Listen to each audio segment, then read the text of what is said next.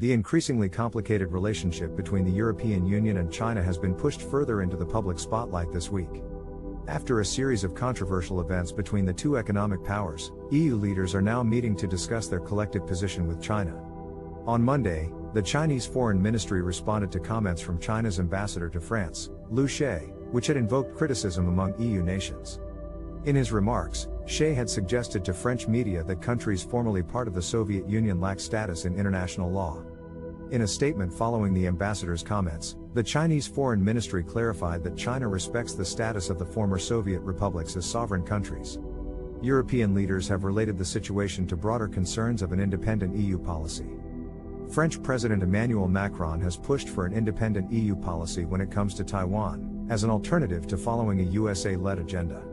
Such a move has been heavily criticized by the USA and other European nations, as EU countries struggle with how they want to engage with China.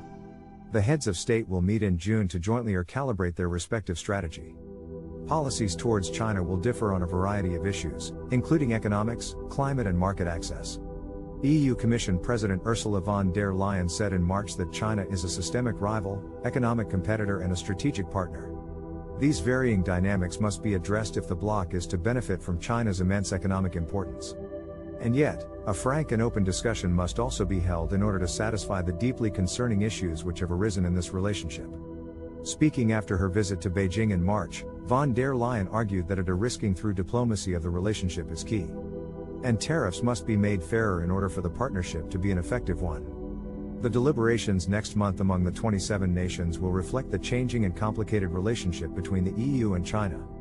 Many have already expressed the need for greater unity among the bloc and for a more distinct collective strategy with China, in order to tackle the many economic and political challenges the two sides face. Whether the EU can in fact form a unified position, however, will remain to be seen.